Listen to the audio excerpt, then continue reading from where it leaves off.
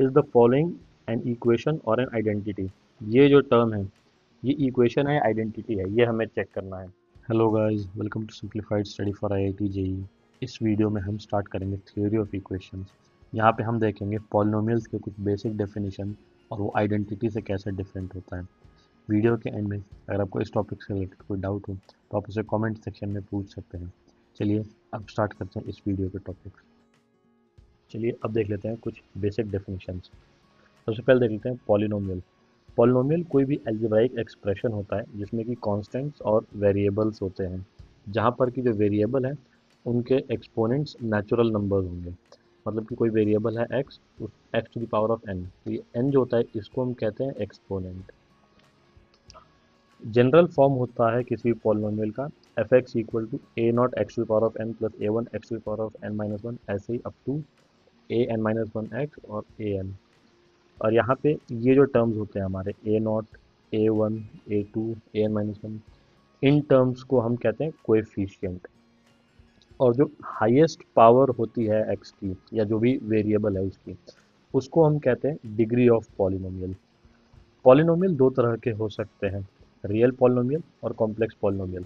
अगर जो ये हमारे कोएफिशिएंट हैं ये रियल होंगे तो ये रियल पॉलिनोमियल कहलाएगा, और अगर ये कोएफिशिएंट जो है ये कॉम्प्लेक्स नंबर्स होंगे तो ये कॉम्प्लेक्स पॉलिनोमियल कहलाएगा। अगर हमारे पास दो पॉलिनोमियल्स हैं पी एक्स और क्यू एक्स, तो P x by Q x इसको हम कहेंगे रैशनल एक्सप्रेशन। और अगर हमारा ये जो टर्म है क्यू एक्स ये एक नॉन ज़ीरो कांस्टेंट हो जाएगा, तो ये रैशनल एक्सप्रेशन हमारा पॉलिनोमियल में कन्वर्ट हो जाएगा। अब देख लेते हैं पॉलिनोमियल इक्वेशन। पॉलिनोमियल इक्वेशन होता है कि कोई भी पॉलिनोमियल एफ एक्स है, अगर वो इक्वल टू ज़ीरो हो रहा है तो उसको हम कहेंगे पॉलिनोमियल इक्वेशन। पॉलिनोमियल इक्वेशन जो है अगर उसकी डिग्री n है, यानी कि highest power of the variable जो है वो n है, तो उसके n रूट्स होंगे। वो रियल भी हो सकते हैं, कॉम्प्लेक्स भी हो सकते हैं। इन जनरल अलग अलग तरह के पॉलिनोमियल इक्वेशन का अलग अलग नाम होता है। फॉर एग्जांपल अगर डिग्री 1 है तो उसको लीनियर पॉलिनोमियल कहते हैं, 2 है तो क्वाड्रेटिक होता है, 3 है तो क्यूबिक है, 4 है तो बाई क्वाड्रेटिक, 5th है तो पेंटिक, एंड इसी तरह से जा सकते हैं। अब ये जो हमारी इक्वेशन है f x equal to zero, तो ये एक्स की जिस वैल्यू के लिए सेटिस्फाई होगी उसको हम कहेंगे रूट्स ऑफ द इक्वेशन। और अगर सपोज हमारे पास ये एक्स एक्सिस है और ये वाई एक्सिस है और ये हमारा पॉलिनोमियल इक्वेशन है, तो ये जहाँ पर इंटरसेक्ट करेगा एक्स एक्सिस से, इसको ये हमारे रियल रूट्स हुआ करेंगे। यानी कि रियल रूट्स एक्स एक्सिस पे हमेशा कट करेंगे। अब जैसे इक्वेशन होता है उसी की तरह का एक सिमिलर टर्म होता है आइडेंटिटी। आइडेंटिटी होता है कि जहाँ पर कि दो एक्सप्रेशन एक्स की हर वैल्यू के लिए इक्वल होंगे, तो उस तरह के एक्सप्रेशन को हम कहा करेंगे आइडेंटिटी। यहाँ पे दो चीज़ें ध्यान रखने की हैं कि आइडेंटिटी में coefficient of similar power of x जो कि हमारा वेरिएबल है वो लेफ्ट हैंड साइड और राइट हैंड साइड दोनों तरफ इक्वल होगा। सिमिलरली एक और चीज़ होती है कि number of solutions of polynomial equation, अगर ये more than the degree of polynomial है तो फिर वो एक आइडेंटिटी हो जाएगा। मतलब कि सपोज हमारे पास अगर एक इक्वेशन है f x equal to zero, जहाँ पर कि एफ एक्स है हमारा example x cube plus a x square plus b x plus c, तो यहाँ पे इसकी डिग्री जो है वो हम देख सकते हैं थ्री, जो हाईएस्ट पावर है। अगर ये मोर देन थ्री वैल्यूज के लिए ये सेटिस्फाई हो रहा है एक्स की, तो फिर ये एक आइडेंटिटी कहलाएगा। अब इसको समझने के लिए हम एक सिंपल क्वेश्चन देख लेते हैं। What are the values of a for the following to be an identity. A square minus five a plus six into x square plus a square minus three a plus two into x plus a square minus four equal to zero.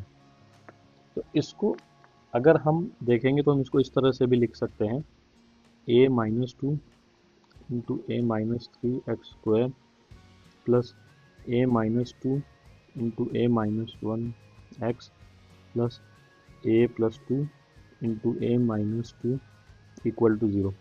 और अभी हमने देखा है कि अगर identity है तो left hand side और राइट हैंड साइड पे एक्स के जो पावर्स हैं उनके कोएफिशिएंट की वैल्यू सेम हुआ करेगी।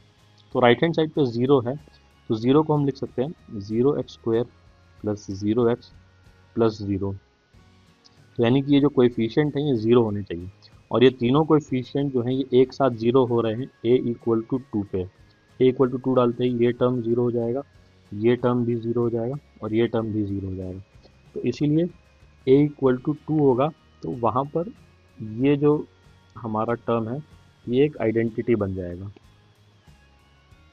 अब एक और क्वेश्चन हम देख लेते हैं, is the following an equation और एन आइडेंटिटी।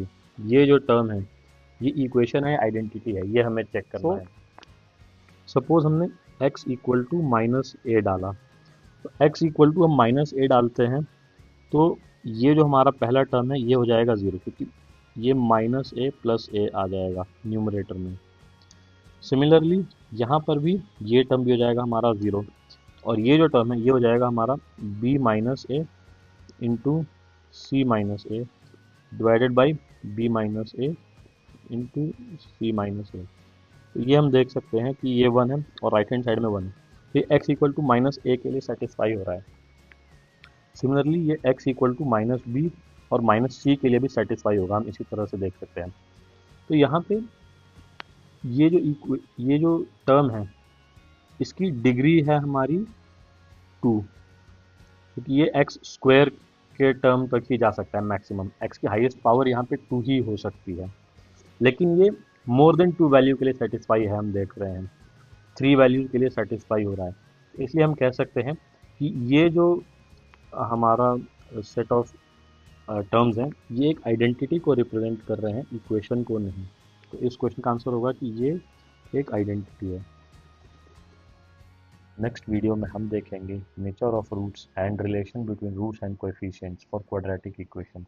लेटेस्ट वीडियोस के लिए हमारे चैनल को सब्सक्राइब कीजिए। Thank you.